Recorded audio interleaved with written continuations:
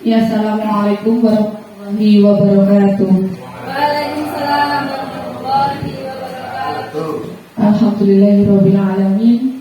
Wassalatu wassalamu ala asrofil mursalin wa ala alihi washabihi ajma'in. Kepada yang hormat Bapak Kepala SDN Metro 3 dan kedua kepada Ibu Septi CGP Angkatan 9 Kabupaten, dan yang ketiga Bapak Ibu guru yang saya hormati. Tidak perlu panjang lebar, langsung saja saya sebagai pembawa acara di sini, Bu Septi akan menampilkan sebuah tugas, yaitu diseminasi budaya positif. Nah, untuk acara yang pertama yaitu pembukaan, acara kedua sambutan dari Bapak Kepala SDN Metro 3, dan yang ketiga langsung ke materi Bu Septi. Untuk mempersingkat waktu, acara yang kedua yaitu sambutan dari Bapak Kepala Sekolah, saya persilakan.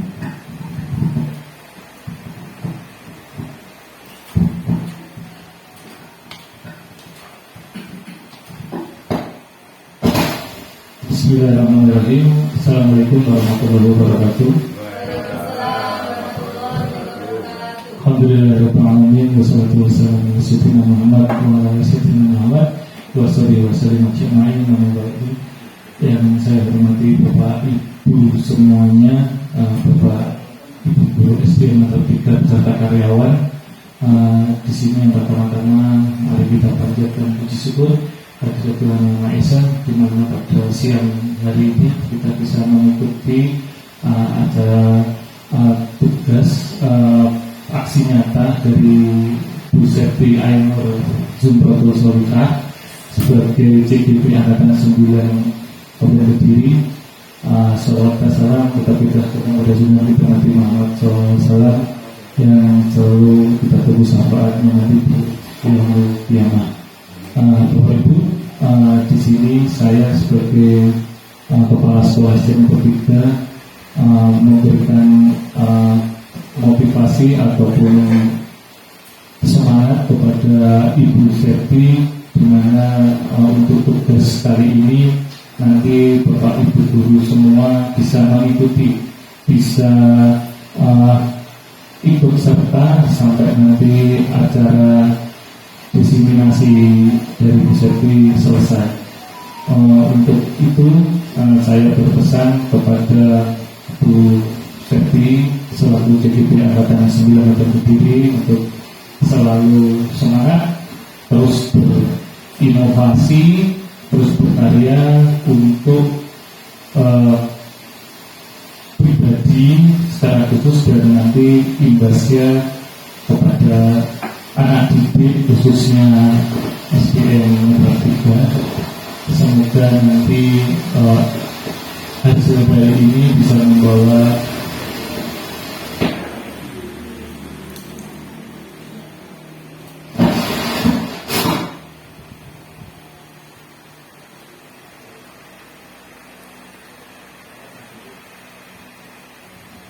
ilmu yang berguna. Untuk itu baik untuk mempersingkat waktu, nanti untuk lebih jelasnya paparan diseminasi budaya positif ini nanti langsung akan dijelaskan kepada Bu Septi selaku pemateri. Saya sekali lagi mohon untuk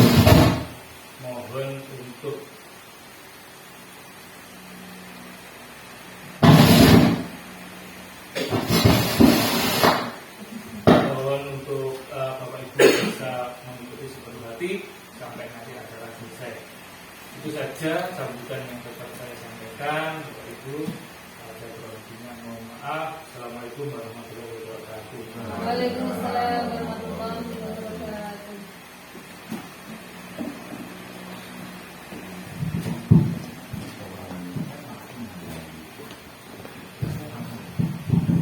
Terima kasih saya ucapkan kepada Bapak Kepala SDN Metro 3.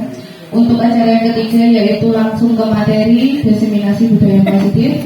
Untuk Bu Septi Ainur Zumratul Solihah, saya persilakan.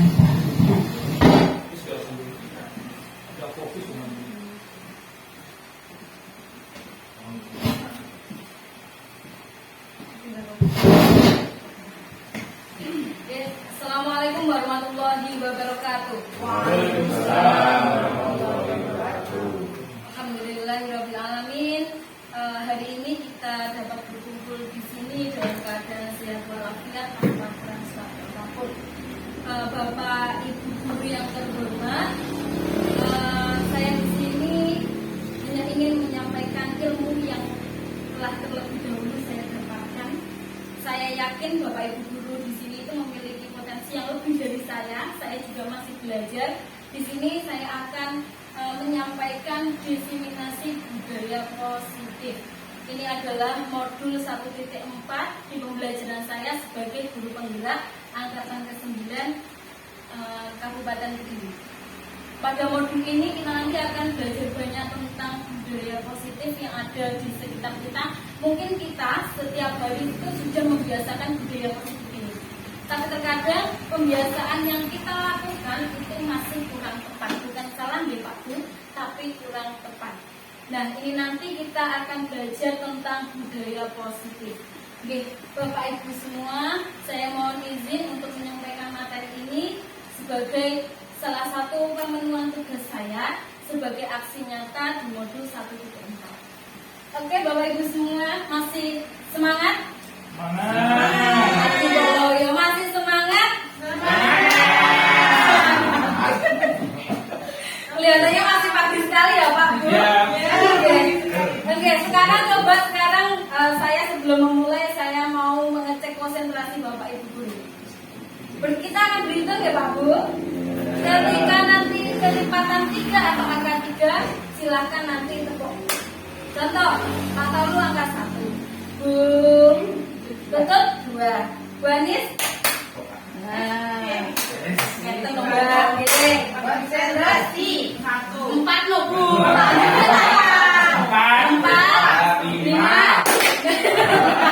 Terus nanti lanjut hubung terus ya. Kita cek kemampuan kita, konsentrasi kita di siang hari ini. Oke, siap semua? Siap. Siap semua? Siap. Mulai dari Pali. 1, 2, 4, 5.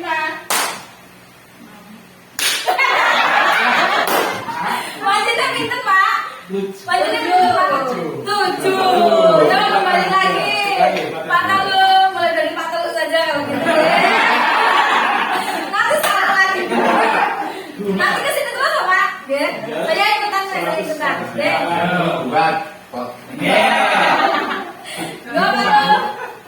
1, 2, 4, 5, 7, 8.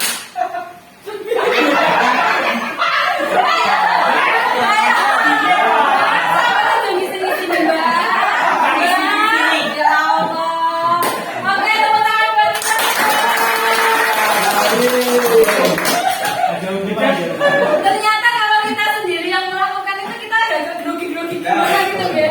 Ternyata kalau anak kita salah kita juga mentertawakan. Nah, kali ini kita tertawa bareng-bareng karena kita juga melakukan sebuah kesalahan. Oke, Bapak Ibu guru,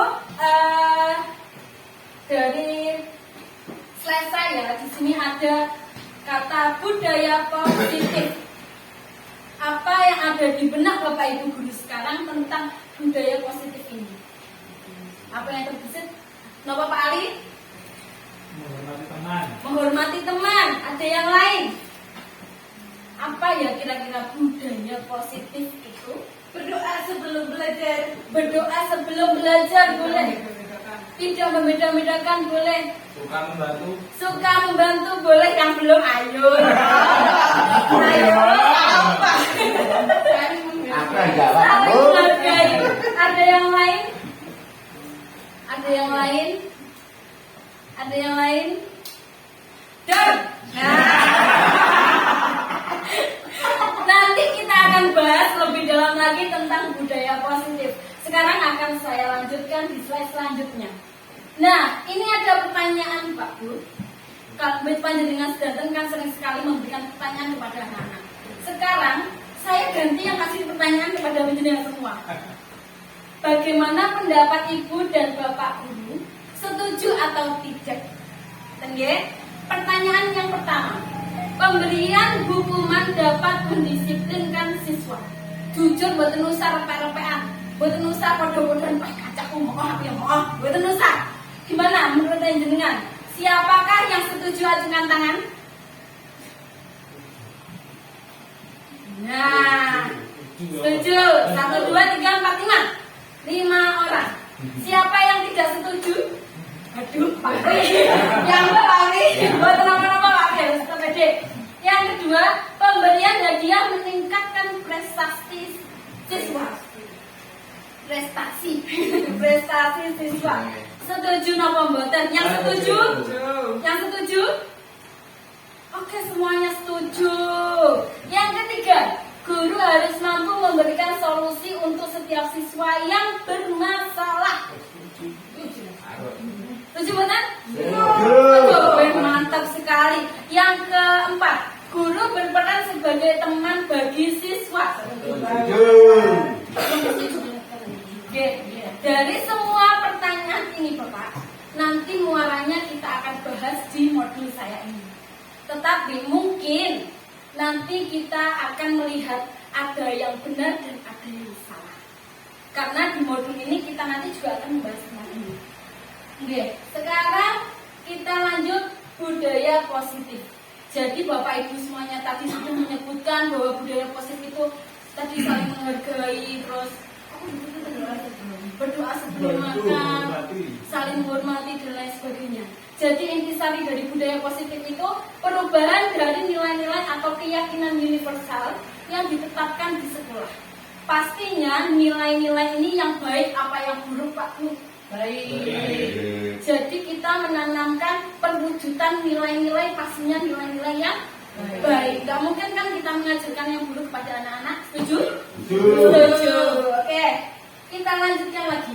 Pada paparan saya ini nanti kita akan belajar tentang disiplin positif, motivasi perilaku manusia, keyakinan kelas, kebutuhan dasar manusia, posisi kontrol seorang guru, dan segitiga restitusi.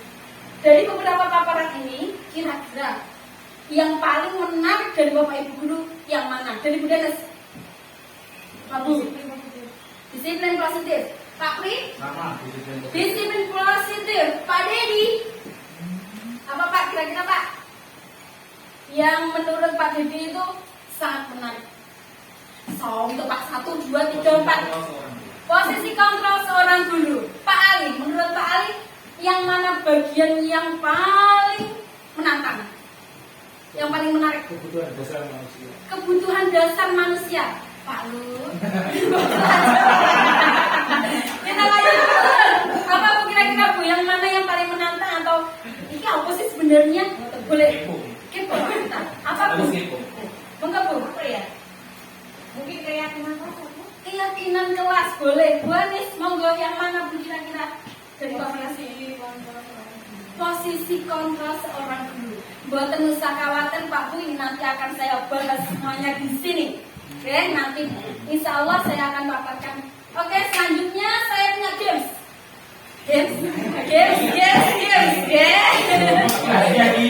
Games ini nanti ada 2 orang. Satu tim 2 orang ya. Satu tim 2 orang. Dennis kali Pak Pri. Pak Dedi kali Bapak. Mungkin kalian betul. Kalian saya boleh. Kita baca. Anda dan teman Anda akan melakukan kegiatan ayo buka. Ada tangan di sini. Anda adalah A. Berarti adalah A. Oke. Salah satu berarti menjadi A. Terus tugas Anda adalah mengepalkan salah satu tangan. Tugasnya si A mengepalkan salah satu tangan. Kesepakatan Ane Sopong, Mbak. Kesepakatan kali pakai Ane Sopong. Oke. Akan contoh lagi. Oke. A itu tugasnya mengepalkan salah satu tangan. Coba yang mengepalkan tangan membayangkan Anda menyimpan sesuatu yang sangat berharga di tangan kalian. Oke. Anda itu perlu untuk menjaga kepalan tangan ini dengan sekuat tenaga karena begitu penting untuk kehidupan Anda.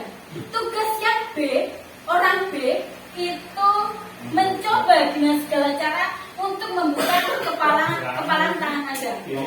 Teman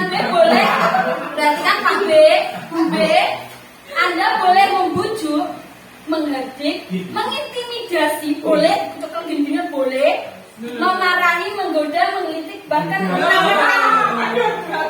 ini yang paling jenengan suka, menawarkan Anda uang agar Anda bersedia membuka pantangan. Boleh ini. Rayuan ini berarti. Ya rayuan. Rayuan deh. Kok ngono to? Iki mah tugasnya si anu kepala tangannya jangan dibuka. Ya, silahkan saya kasih waktu 3 menit. Bayangkan kalau saya itu saya membayangkan ini adalah cincin pernikahan saya. Apa gitu tuh? Monggo sekarang silakan saling gimana?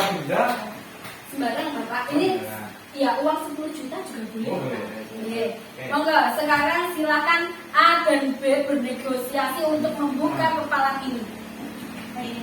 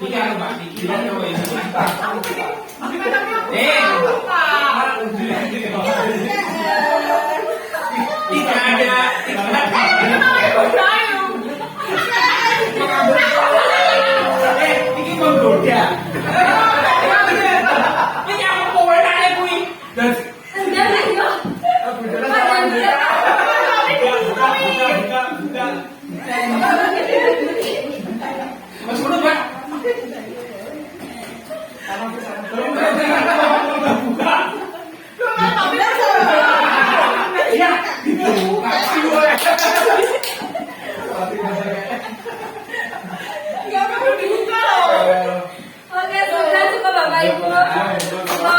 Beri tepuk tangan buat kita semua.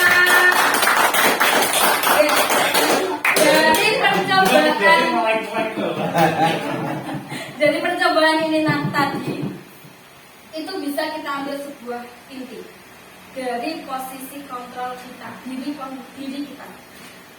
Sekarang saya mau tanya, yang apakah mungkin yang tadi pegang ini kuat-kuat tadi itu beliau jenengan semua yang tadi mengepalkan tangan, apakah kemungkinan nanti akan membukanya? Mungkin bisa dibuka, bisa.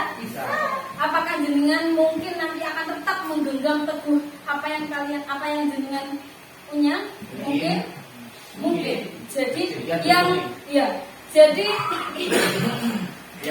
yang bisa membuka dan menutup telapak tangan itu siapa Pak Ibu? Diri kita. Iya, diri kita sendiri. Itu sama artinya dengan siswa kita Pak Ibu. Bagaimanapun kita memberikan ilmu kepada mereka, memberikan nasihat kepada mereka, kalau mereka sendiri itu tidak punya kesadaran untuk merubah, itu tidak akan berubah.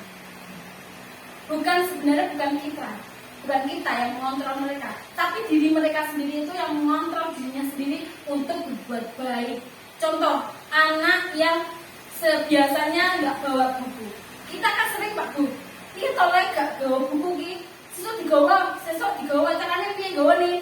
Besok aku akan nanti malam aku akan menyiapkan bukunya Bu. Padahal besoknya lagi dia nggak bawa lagi. Padahal kita sudah marahi dia. Itu karena kenapa? Kesadaran diri mereka itu belum terbuka. Nah, disinilah mindset itu kita rubah sekarang. Bukan kita yang mengontrol mereka, tapi mereka yang mengontrol dirinya sendiri. Oke, kita lanjutkan. Pergeseran paradigma teori kontrol. Nah, ini kaitannya sama itu tadi, Bapak Ibu. Yang pertama, kita itu terkadang berpikir bahwa ilusi guru mengontrol murid. Kita itu terkadang berpikir saya itu harus mengontrol siswa. Tetapi di dalam pergeseran paradigma ini sekarang tidak, Bapak Ibu. Kita harus kembali ke intinya pendidikan, bahwa semua kontrol itu berada pada siswa. Kita itu hanya sebagai penggembira mereka, memberikan motivasi, memberikan dorongan. Yang berubah itu siapa? Ya mereka sendiri, bukan kita. Kita sampai muntuk, asal ngomong ya dalam bahasa Jawa, memberikan kontrol terus kepada mereka. Kamu harus begini, kamu harus begitu, kamu harus begini. Tetapi kalau tidak ada kesadaran diri kepada diri mereka sendiri, mereka akan tetap tidak bisa berbuat seperti apa yang kita inginkan. Ngerti nggih? Yang kedua, ilusi bahwa semua penguatan positif efektif dan bermanfaat. Nah, ini juga paradigma Bapak Ibu. Kenapa semua penguatan positif? Padahal penguatannya positif, itu efeknya bermanfaat. Terkadang kita pas menemui anak yang dia itu ketika kita beri masukan, dia malah seperti ini.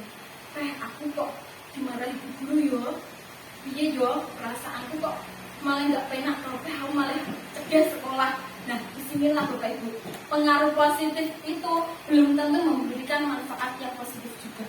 Jadi kita harus pintar-pintar untuk memberikan penguatan kepada siswa. Selanjutnya, ilusi bahwa kritik dan membuat orang merasa bersalah dapat menguatkan karakter.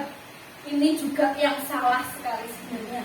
Bahwa biasanya kita memberikan kritik kepada siswa dan itu pas siswanya juga bukan siswa yang tahan banting, itu efeknya juga akan begitu.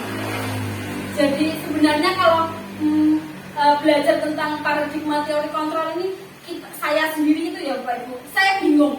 Saya itu harus bagaimana menjadi seorang guru?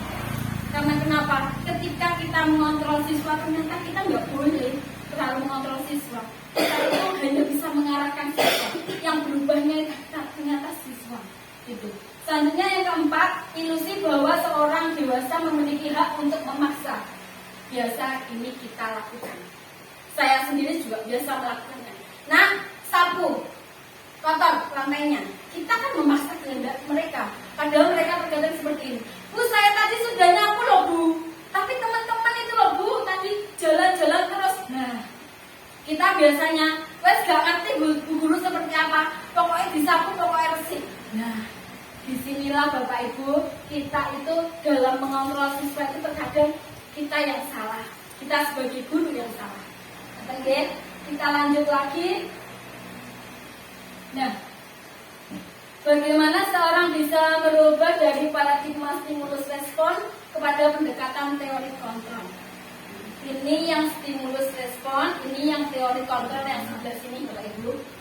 Bahwa stimulus respon itu yang pertama, realitas kebutuhan kita itu sama. Terkadang kita sering sekali memukul ratakan pada siswa.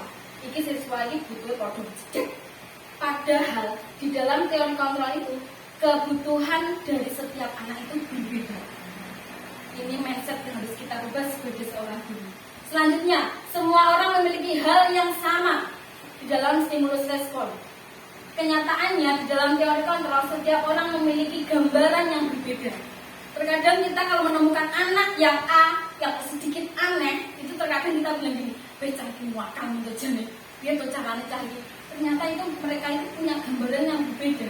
Pasti mereka memiliki suatu hal yang menonjol. Lanjut selanjutnya, kita mencoba mengubah orang agar berpandangan sama dengan kita. Ini yang sering kita lakukan. Saya sering melakukannya juga.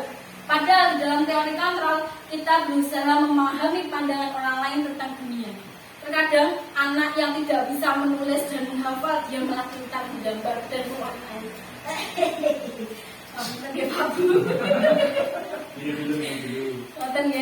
Selanjutnya, perilaku buruk dilihat sebagai suatu kesalahan.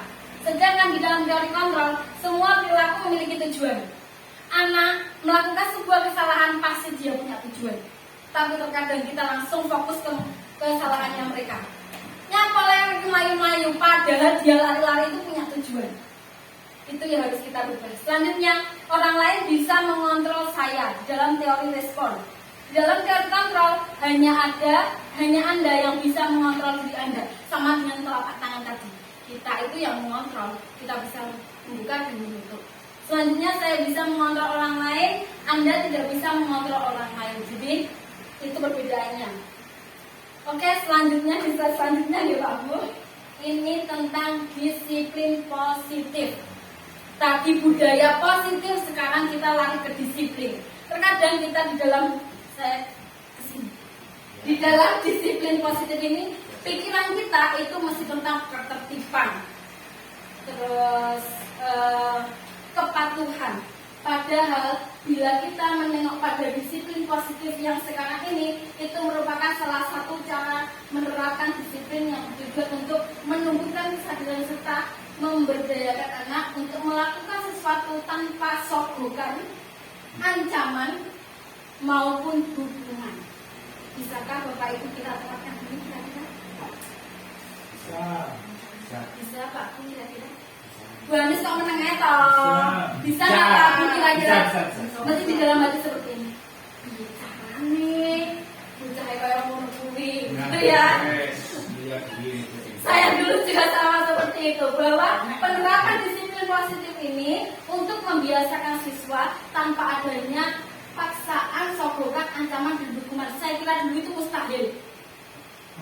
Tetapi setelah saya belajar ini semua, insya Allah dengan berjalannya waktu kita bisa merubah. Lanjut. Nah, ya nanti minta tolong bisa bijak. Disiplin positif ini kita itu merujuk pada nilai-nilai kebijakan universal. Kebijakan nilai-nilai universal yang ada di budaya positif yang depan tadi itu maksudnya semuanya ada di profil pelajar Pancasila.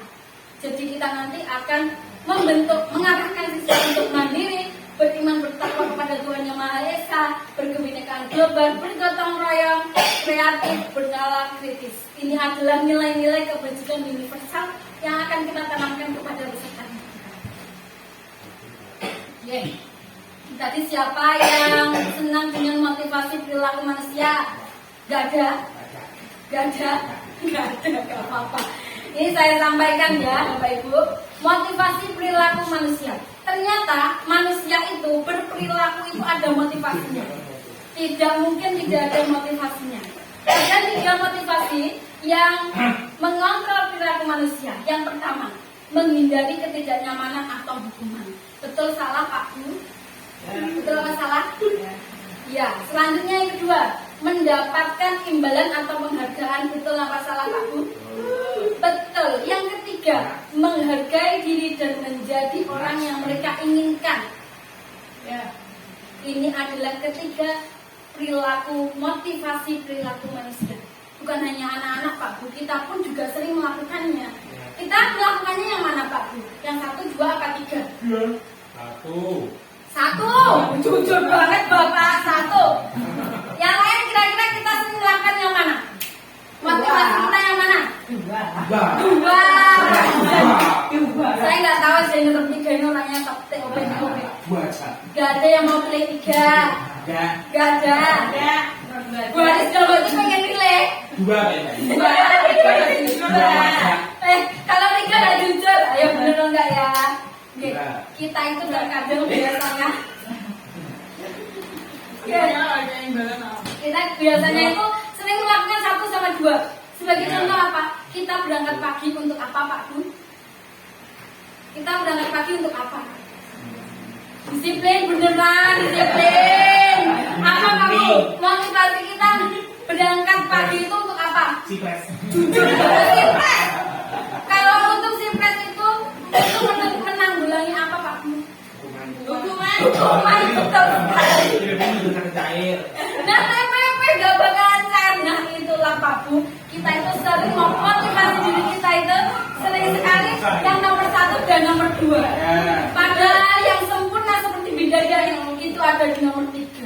Apakah kita pernah melakukannya Pak Bu? Bapak tadi mantannya 1 sama 2 Pak. 1 saja.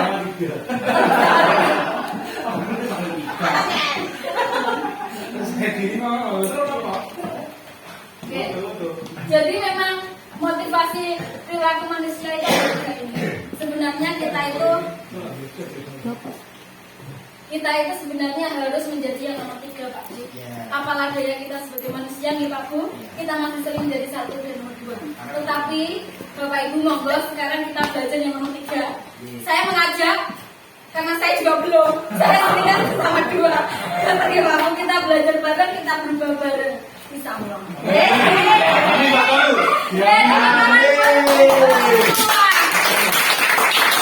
Oke lanjut sekarang. Terutama saya presentasi Pak. Kelemahan diceng oleh Bapak Ibu ini. Bahaya ini. Kita sekarang kembali ke slide kita. Di sini kita akan belajar tentang hukuman, konsekuensi, dan restitusi. Ini biasanya sering kita lakukan, tetapi kita itu tidak menyadarinya. Kata nggih? Yang pertama, maaf Bapak Ibu, di modul ini saya sendiri merasa sebagai guru yang merasa berdosa. Kenapa? Saya sering melakukannya, padahal itu pengaruhnya sangat luar biasa kepada siswa. Di sini saya kalau menyampaikan saya malu sendiri karena saya sering melakukan. Betul nggih? Untuk yang pertama, saya cuma baca loh ya. Oke, yang pertama yaitu hukuman. Hukuman itu bentuknya tidak terencana, bersifat satu arah, bisa berupa hukuman fisik, psikis, atau kata-kata kasar. Inilah yang dinamakan hukuman. Jadi langsung, contoh, ketika anak datang ke sekolah, kita langsung gini, kenapa kamu berangkat terlambat? Dia belum jawab, kita mesti terus melanjutkan. Contoh Bapak, ini hukuman. Hukuman deh, kita kan nggak tahu. Kenapa kamu berangkatnya kesiangan? Dia belum jawab, panjenengan semua mesti gini kan. Saya sendiri selalu bilang seperti ini. Ya sudah, kalau kamu terlambat, silakan sekarang kamu putari lapangan ini sebanyak 10 kali. Kalau anak itu melakukannya, hukuman itu pastinya akan yang pertama, fisiknya mesti capek. Yang kedua, psikisnya mesti kena. Kenapa psikisnya? Malu luar biasa. Kalau anak itu tidak pernah terlambat, terus dia terlambat. Pastinya, apalagi anak yang selalu disiplin, dia nanti akan merasa bahwa dirinya itu gagal. Malu, gagal, dan lain sebagainya. Terus kita biasanya seorang guru, biasanya kita juga bilang dengan kata-kata kasar. Bocah, wakongan. Nah, kata-kata kasar itu pasti kita ingat terus Bapak Ibu. Seperti saya sendiri, saya dari SD, sesuatu hal yang negatif dari Bapak Ibu guru saya masih ingat. Karena kenapa? Memori kita itu kalau ada sesuatu hal yang istimewa itu masih akan tersimpan di otak kita. Lanjutnya, konsekuensi. Beda ya Pak Bu dengan hukuman dan konsekuensi. Kalau konsekuensi itu bersifat terencana sudah terpakati. Contoh, anak-anak berangkat sekolah begitu. Bentuk konsekuensi yang dibuat oleh pihak sekolah. Kita punya tata tertib sekolah Bapak Ibu. Nah, berangkat sekolah, tata tertib guru mengajar. Nah, itu ada tata tertib guru mengajar. Ini konsekuensinya, nggih. Contohnya Pak Ali, sebagai kepala sekolah, nggih. Udah saya aja. Saya itu tata tertibnya yang pertama berpakaian seragam rapi sesuai ketentuan yang ditetapkan. Pada hari Senin, saya itu nggak pakai kaki. Saya nggak pakai kaki. Saya langsung dipanggil sama Pak Ali ke kantor. Gimana Pak? Lanjutkan dulu Pak. Ini hari apa? Ini hari Senin Bapak. Pakaiannya benar apa tidak? Salah. Gimana Bapak ini? Oh, itu kan pakaiannya benar ya? Oh iya Bapak. Seragam. Itu saja Bapak. Ya, untuk sementara. Bisa SP1. Ternyata saya punya hadiah dari Pak Ali SP1 karena saya tidak mematuhi tata tertib sekolah. Nah, inilah yang dinamakan konsekuensi. SP1 itu nanti harus saya terima karena itu sebuah konsekuensi dari aturan yang sudah dibuat. Atau nggih, beda dengan hukuman. Hukuman langsung orang anak jenenge campur-campur. Nggak ada yang namanya kayak tadi hukuman datang jam 7:30 muteri 10 kali lapangan, kan nggak ada tertulisnya. Kalau hukuman seperti itu. Dan yang paling sempurna kalau menurut saya itu adalah restitusi. Bapak Ibu, saya kenalkan. Ini namanya restitusi, Bapak Ibu. Restitusi itu proses menciptakan kondisi bagi murid untuk memperbaiki kesalahan mereka sehingga mereka bisa kembali pada kelompok mereka dengan karakter yang lebih kuat lagi. Bagaimana caranya Bu kita melakukan restitusi?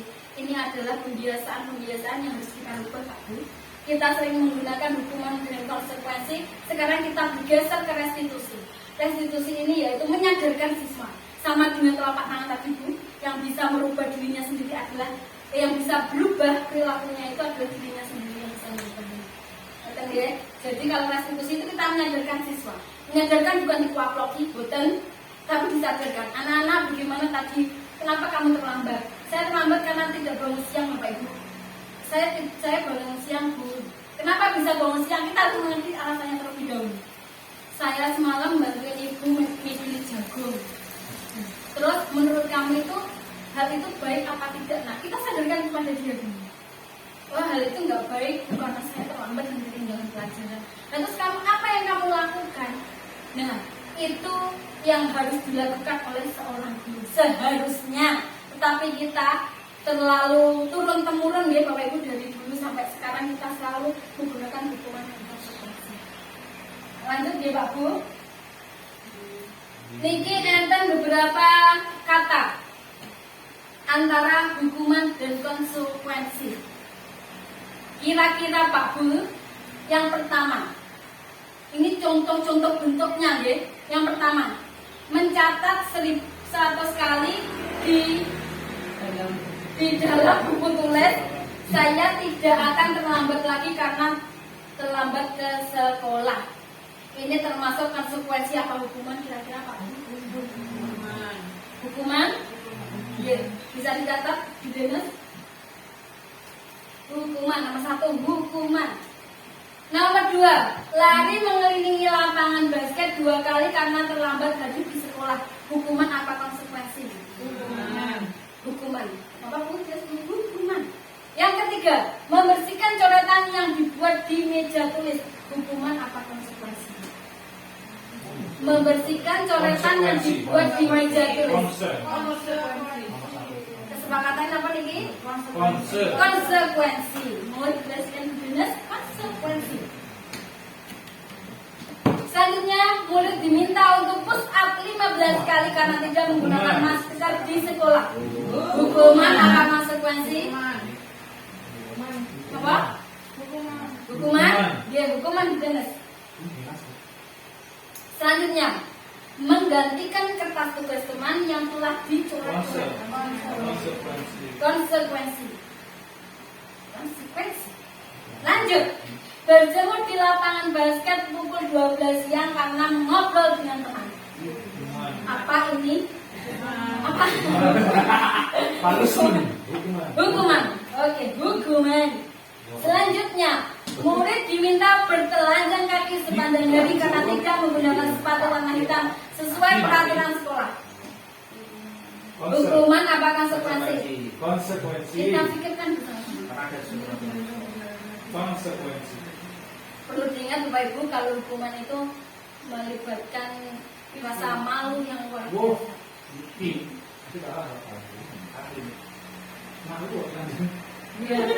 Rasa malu yang luar biasa. Kalau konsekuensi itu aturan sudah berkaitan dengan aturan. Apa? Ayo. Murid diminta bertelanjang kaki Pak Dedi. Pak Dedi kaki. Ya apa? Mesti. Ya. Apa ini Pak Bu? Konsekuensi apa hukuman? Aturan. Hukuman ya. Ada peraturan. Peraturan sekolah berarti ya. Konsekuensi. Konsekuensi monggo butuh bisnis. Melanjangi. Hukuman dan konsekuensi. Sudah satu aja. Ayo Pak Bu, kita itu cuma jangan sama hukuman loh. Bingung deh. Pulang bingung. Oke, kita buka jawabannya deh. 1, 2, 3.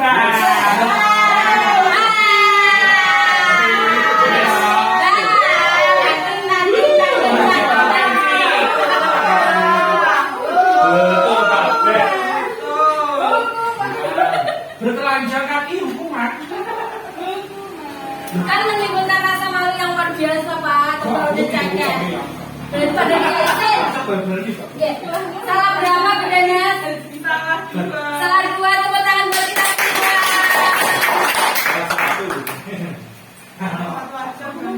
Ternyata tadi yang salah itu yang pertama. Mencatat 100 kali di dalam buku tulis. Saya tidak akan terlambat lagi karena terlambat ke sekolah. Ini ternyata konsekuensi Pak. Iya.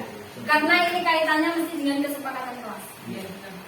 dengan peraturan kelas kaitannya. Terus nomor berapa lagi, Dennis? Yang salah nomor 7 yang Iya, yang bawa sendiri. Murid diminta bertelanjang kaki sepanjang hari karena tidak menggunakan sepatu warna hitam sesuai peraturan sekolah. Ini adalah hukuman. Soalnya perkesan dan Ternyata terkecoh di peraturan sekolah ini kalau Bapak. berlanjang itu. Gak seneng aku. Lanjut ya. Contoh yang kan ya. Berarti contohnya salah ya? Ya, salah, nggak apa-apa. Contohnya salah. Oke, harus saya nyalakan LSS. Dia lanjut ya. Kita lanjut setelah kita belajar tentang konsekuensi hukuman dan restitusi, kita belajar tentang hukum dihukum oleh penghargaan. Nah, ini Pak Bu, kita itu ingin sekali berbuat baik kepada anak kita nih Pak Bu. Terkadang juga untuk menembus rasa berdosa kita karena kita sering membentak, memarahi, menghukum, kita itu berbuat baik kepada mereka. Namun ternyata Pak Bu, perbuatan baik kita itu ada konsekuensi di belakang itu. Kita bisa menghukum siswa. Contoh yang pertama, pengaruh jangka pendek dan jangka panjang. Kita, contoh, saya memberikan bintang. Saya memberikan bintang kepada anak yang aktif. Yang aktif atau anak yang mendapatkan gini aja. Biar nggak sama ya, ngapunten.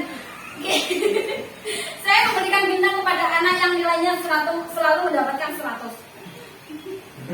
Jangka pendeknya itu anak-anak itu selalu ingin mendapatkan bintang dengan melakukan berbagai macam cara. Contoh, repek, malak jawaban kancane, terus yang lebih parah melihat kunci jawaban ibu guru ketika ibu guru keluar. Nah, padahal kita nyatanya ingin memberikan sebuah penghargaan, tetapi anak-anak ketika dia sudah, oh aku hidup oleh bintang, tapi caranya mereka terkadang ada yang salah, tidak belajar malah repek, malah kancane, nuruni kancane, terus kemudian kancane ragu digelok, malah luar biasa Pak pengaruhnya di situ. Jadi pengaruh penghargaan itu ternyata di belakang kita itu banyak sekali. Itu yang harus kita perhatikan untuk memberikan penghargaan kepada mereka. Selanjutnya, penghargaan itu tidak efektif. Ini sama dengan kaitannya dengan yang atas, bahwa terdapat pengaruh yang luar biasa di belakangnya. Ternyata ketika kita lihat, kita memberikan bintang kepada anak yang aktif, bukan yang pintar gitu, yang aktif, ternyata ada di belakangnya anak teman-teman yang lain sih bilang, Bu, dia dapat 100 karena merepek, Bu, dia dapat 100 karena melihat jawaban saya. Nah, kita kasih bintang kan malah bingung Pak Bu. Iya yo, cuma sudah tawain bintang apa ora? Kudune sih dong, dia dapat 100. Tapi di belakangnya situ ada perilaku yang harus kita luruskan. Nah, itu yang dikatakan penghargaan itu tidak efektif. Selanjutnya, penghargaan merusak hubungan. Nah, ini kaitannya dengan hubungan sesama teman. Biasanya, kembali lagi ke ulangan tadi, terdapat siswa yang nggak mau memberikan jawaban kepada temannya, mesti dicek. Kan ono we, lewat ngomongnya aku jawaban. Rata bolong, rata tukangnya mie, rata balengi. Nah, kembali lagi ke situ Pak Bu. Penghargaan itu ternyata juga merusak hubungan. Terus lanjut lagi, penghargaan mengurangi ketepatan. Sama dengan contohnya tadi, ketika kita memberikan sesuatu hal kepada anak yang aktif untuk numpang kancane, dengan anak yang benar-benar pintar, itu kan sudah berbeda Pak Bu. Seharusnya itu kita harus melihat dari situ juga. Selanjutnya, penghargaan mengurangi kualitas dan juga penghargaan mematikan kreativitas. Kalau mengurangi kualitas ini, dia pasti kayak tadi contohnya anak yang repek malah kancane mesti, belum kan, turuni aku, gelem tak turun. Nah, kualitasnya dia itu sebenarnya kalau open kita itu anak yang pintar. Ternyata yang mendapatkan bintang itu anak yang nggak bisa, tapi dia pintar mencari celah atau mencari jalan untuk mendapatkan jawaban yang benar. Nah, penghargaan itu juga di situ harus kita pikirkan Pak, ternyata. Terus mematikan kreativitas. Penghargaan juga mematikan kreativitas. Anak yang sudah pintar, yang sudah hebat, terkadang dia merasa sombong. aku ini gak usah nyapu bijiku mesti wis apik, mesti wis diwehi penghargaan Kak Banis. Duh Kak Banis.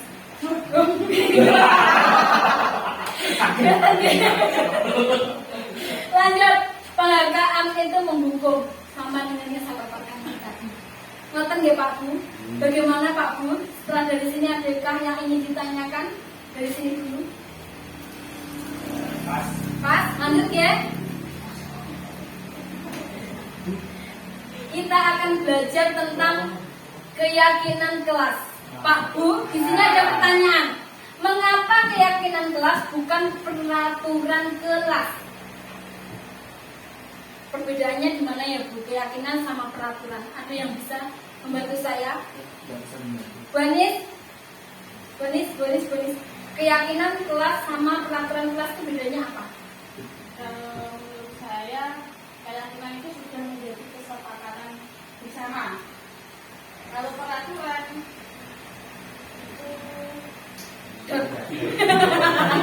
Apa? Kalau peraturan itu apa Pak Dedi? Kalau peraturan lebih ke tempat itu. Iya. Itu saya tepuk tangan buat Banis sama Pak Dedi. Lemes kok Pak De. apa satu? Jadi perbedaannya itu memang benar sekali bahwa kalau peraturan kelas itu biasanya dibuat oleh guru dan bersifat satu arah. Jangan membuang sampah sembarangan. Jangan rame. Itu dari gurunya. Kita kan sering melakukan jangan. Aduh rame saja. Bahasa Jawa ini kan gitu ya. Kalau kesepakatan kelas itu keyakinan kelas yang dibuat berdasarkan kesepakatan antara guru dan juga siswa yang bersifat universal atau yang bersifat lebih luas. Di sini saya punya 2 contoh tentang keyakinan dan juga tata tertib. Keyakinan dan peraturan. Bisa dilihat ya Pak Bu, dari tampilannya sudah berbeda. Keyakinan ternyata lebih menarik ya, daripada tata tertib atau ya peraturan kelas. Ya, kalau di sini perbedaannya apa Pak Bu kira-kira? Aduh gambar liane Pak De. Lainnya, monggo yang lainnya kira-kira apa perbedaannya? Monggo. Isinya boleh, isinya kenapa? Satunya kanvas, satunya berarti yang lainnya apa Bu? Isinya dilihat monggo. Tidak. Iya ternyata kalau peraturan itu ada tidak, jangan, tidak. Ya. Contoh, tidak mencoret dinding dan meja. Ada kata tidak. Tidak makan sambil berdiri. Tidak. Tidak menginjak tanaman. Tidak. Betul sekali Pak Dedi bahwa ini kalau peraturan itu lebih condong kepada perintah. Sedangkan kalau keyakinan kelas ini kita buat lebih fleksibel lagi. Contoh dari kata-katanya, jujur dan mandiri, saling menghormati, menyayangi dan bekerja sama, bersikap baik, ramah dan santun. Gak ada kata tidak atau jangan sama sekali di peraturan kelasnya, di keyakinan kelasnya. Bapak Ibu apa sudah membuat keyakinan kelas? Sudah membuat? Bu Ani, saya lihat di kelas 6 sudah ada keyakinan kelas. Apakah keyakinan kelasnya sudah berbentuk hampir seperti ini, Bu Ani? Hampir. Masih ada kata tidak dan jangan, Bu Ani? Masih. Ternyata kita masih sering berkata jangan dan tidak. Terkadang kita itu langsung spontan. Padahal kita sekarang harus berubahnya dengan kata-kata yang lebih positif. Jangan datang terlambat. Kita ubah menjadi kalimat yang positif, hadir tepat waktu. Nah, lebih enakan mana Pak Bu? Jangan terlambat atau hadir tepat waktu? Hadir tepat waktu. Disinilah kita harus lebih belajar lebih banyak lagi nih Pak Bu. Terus untuk membentuk keyakinan kelas itu yang pertama yang bisa kita lakukan, mempersilakan warga sekolah atau siswa untuk mencurahkan ide tentang peraturan yang akan disepakati. Idenya ini dari mereka sendiri, jangan dari jenengan. Kalau dari jenengan itu nanti jadi peraturan. Kalau yang idenya dari mereka itu menjadi sebuah kesepakatan nantinya. Lanjut, mencatat semua masukan, dicatat semua masukannya apa dari mereka. Setelah itu mengganti kalimat negatif menjadi positif. Kalau anak-anak kan sering sekali bilang jangan tidur di kelas, jangan datang terlambat. Ya, tugas kita sebagai guru untuk mengubah ke kalimat yang positif. Kayak tadi, jangan terlambat sekolah. Kita ubah menjadi kalimat yang positif, hadir tepat waktu. Seperti itu. Lanjut, tinjau kembali curahan pendapat yang dikumpulkan dan susun menjadi keyakinan kelas. Kita ketik menjadi sebuah keyakinan kelas. Terus tinjau ulang keyakinan kelas yang sudah disusun. Keyakinan kelas itu nggak perlu banyak-banyak, Pak Bu. 3-7 cukup. Kalau buahnya itu nanti mereka akan sulit untuk menghafalnya. Kalau cuma sedikit singkat poinnya ada, itu cukup untuk mewakilinya. Selanjutnya meninjau dan menyetujui dengan menandatanganinya. Terkadang kita di bawahnya ada tanda tangan siswa. Kita pakai jempol juga boleh. Model yang sekarang seperti itu. Selanjutnya keyakinan kelas ditambah di dinding kelas. Jangan lupa nih Pak Bu, nanti tetap disimpan di board. Kita harus ditempelkan di dinding agar mereka selalu ingat bahwa mereka itu sudah membuat kesepakatan kelas yang harus mereka patuhi. Karena dengan keyakinan yang mereka bentuk sendiri, itu mereka akan selalu ingat dan akan mereka rubah sifatnya. Terkadang temannya gini, kemarin wes gawe kesepakatan kelas loh, gak enak kan? Nah gak enak kan, bocor. Nah terkadang anak-anak seperti itu. Oke Pak Bu, kita semakin siang kita semakin panas dan semakin sumuk. Sekarang lomba sekarang semuanya berdiri terlebih dahulu. Berdiri terlebih dahulu. Benar, berdiri. Berdiri ya, semangat. Berdiri ya. Kita regangkan tangan kita, regangkan kaki kita. Bapak monggo. Nah, kita sekarang mengikuti lagu ini.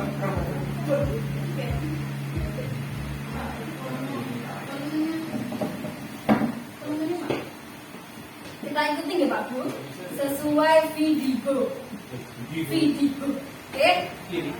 Video. Bapak Ibu pengen jadi yang mana? Kopi. Yang ini pada dia. Ya, nanti harus handle ini loh ya. Gak boleh yang lain, gak boleh. Oke, sudah siap Pak Bu? Ya. Lama, sudah siap Pak Bu? Bersama Agam, sudah siap Pak Bu? Nah, yuk kita mulai.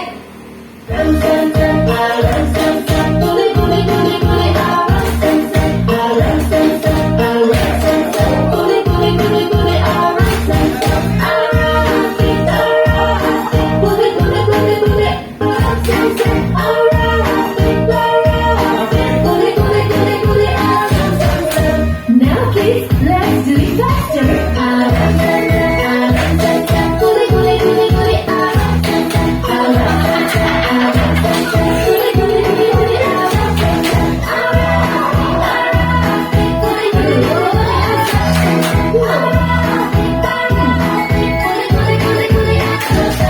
Okay, let's do it.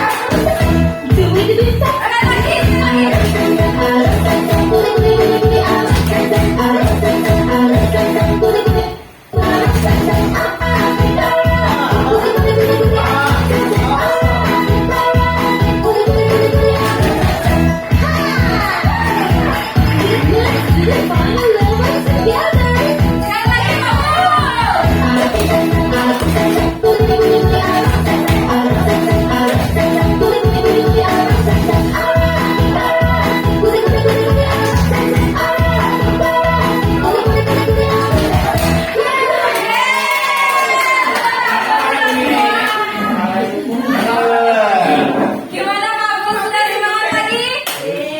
Mau sekali lagi? Ya. Sekali lagi? Ya. Besok kita buat sama sama gitu ya, biar lebih semangat. Sudah mulai Mbak Dini? Sekali lagi Bu Denes? Instruktur Bu Denes? Jangan, lanjut. Kita lanjut ke materi. Nah, kita kita ke 5 posisi kontrol seorang guru. Ke posisi kontrol kita seorang guru itu yang pertama penghargaan, yang kedua membuat merasa bersalah, yang ketiga posisi kontrol sebagai teman, yang keempat sebagai pemantau, dan yang kelima sebagai manajer. Kira-kira Bapak Ibu guru yang sekarang panjenengan itu berada di posisi kontrol yang mana?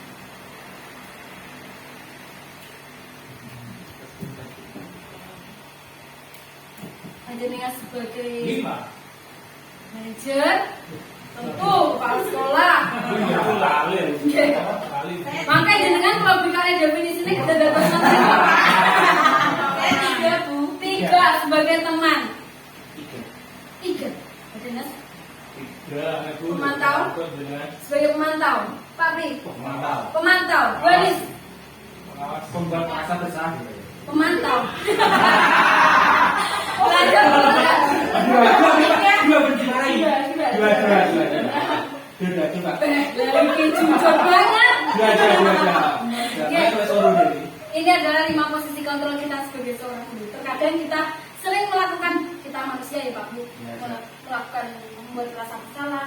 Terkadang ganti lagi sebagai teman, ganti lagi sebagai pemantau, balik lagi sebagai membuat rasa bersalah. Lebih banyak yang mana? 2, 3, 4, 5 khusus paling. Kita kembali ke definisinya. Kita paparkan sekarang. Yang pertama yaitu sebagai penghukum. Sebagai seorang penghukum, guru itu sering merhadik, menunjuk-nunjuk, berkaca pinggang seperti ini, membentak, menghukum fisik maupun verbal. Dampaknya sebagai apa? Kita kalau seperti ini, penghukum ini sifatnya sebagai guru yang selalu marah-marah. Woi, seperti itu guys. Nah, itu dampaknya apa Pak Bu? Ternyata kalau kita sebagai penghukum, kita itu anak menjadi pendendam. Yang pertama, kalau kita ada bapak ibu guru keren, mesti kita kan dulu sebagai siswa kan seperti ini. Peh, tenono Pak Khair, rambut senengan. Peh, tenono Pak Khair, mulai awan tak gejes. Lah, di sinilah Pak Bu, ternyata ada rasa pendendam yang ada di dalam hati kita. Terkadang tadi yang saya bilang sesuatu hal yang negatif dari bapak ibu guru saya tetap ingat. Kalau saya dulu glendor nulis gak bener dijiwit. Nah, itu masih ingat saya, dijiwit, diuncali kapur, diuncali penghapus. Nah, seperti itu. Ini sebagai penghukum. Tentunya kita menyukai guru atau maka tersebut. Jadi anak malah akuin kadang kita seperti itu ya. Oke. Terus yang ini yang sering dilakukan siapa tadi? Pembuat merasa bersalah. Nah, kita itu biasanya sering melakukan seperti ini. Ya mana kamu kalau pada ngono, kamu gak kasihan sama saya. Saya itu sudah berusaha untuk membuatkan tugas kamu, membuatkan susunan tugas buat kamu. Ini loh kamu kerjakan. Kamu kok gak kasihan sama saya? Pernah melakukannya Pak Bu? Pernah melakukannya Pak Bu? Sesekali. Dilakukan. Ternyata di dalam membuat merasa bersalah itu kita nggak perlu suara yang keras. Kita itu membutuhkan suara yang lembut dan menyalahkan siswa. Kamu itu bagaimana Tona? Sudah bu guru siapkan, sudah bu guru bimbing, kamu tetap aja nggak bisa dan lain sebagainya. Terus dampaknya itu adalah membuat siswa merasa bersalah. Ini nyalahnya aku, gitu ya, dan lain sebagainya. Terus posisi kontrol sebagai teman. Guru bersikap ramah, cenderung bersenda gurau untuk menghangatkan suasana. Ayo, itu apa ini? Dampaknya murid itu tergantung pada satu guru itu saja. Ketika bu guru itu tidak ada, siswanya pasti berubah sifatnya 360 derajat. Di depannya Bu Tutut biar manis sekali. Bu Tutut gak masuk, Bu Anis masuk jedek, Bu Anis kaget masalah. Bocah yang ini. Nah, disitulah pengaruhnya Pak Bu. Lanjut. Pemantau atau sebagai pemantau. Kalau sebagai pemantau, ini nada bicaranya atau ekspresinya datar. Identitas berhasil, pemantau tetap memantau saat siswa diberi sanksi, menghitung hadiah, dampaknya dia akan menghitung hadiah atau hukuman yang diberikan tanpa melihat nilai kebajikannya. Jadi dia akan melakukan sebuah kebaikan tanpa suruhan. Terkadang ini kalau pemantau ini sering kita memberikan hadiah kepada mereka. Bintang bu. Dan sebagai manajer, ini posisi kontrol yang paling sempurna sebagai manajer.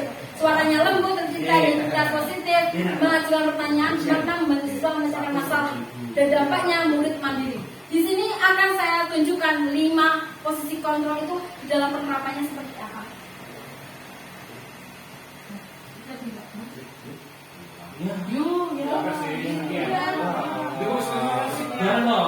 Peran seorang pendidik agar dapat mengenali dirimu. Pada video kali ini, kita akan membahas tentang 5 posisi kontrol yang dikembangkan oleh Diane Gosson dan contoh penerapannya.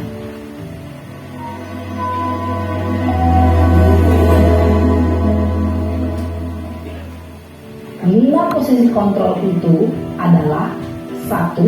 Posisi penghukum. 2. Posisi pembuat merasa bersalah. 3. Posisi teman.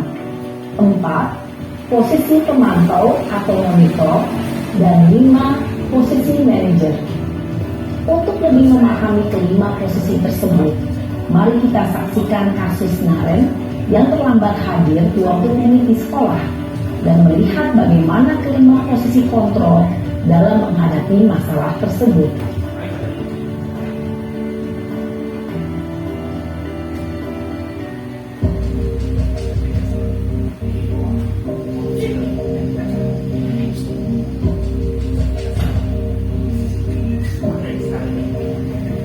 Naren, sini kamu. Selamat pagi Bu. Selalu terlambat. Kamu deh, pasti terlambat. Maaf Bu, saya Apa? Apa coba? Nantinya Bapak Ibu guru bisa juga untuk mengaplikasikan ilmu ini di dalam kehidupan Bapak Ibu guru untuk kedepannya. Dan semoga kita semua bisa menjadi guru yang lebih baik lagi, kita bisa merubah kita sebagai guru yang lebih baik lagi untuk kedepannya nanti. Dari saya cukup sekian. Wassalamualaikum warahmatullahi wabarakatuh.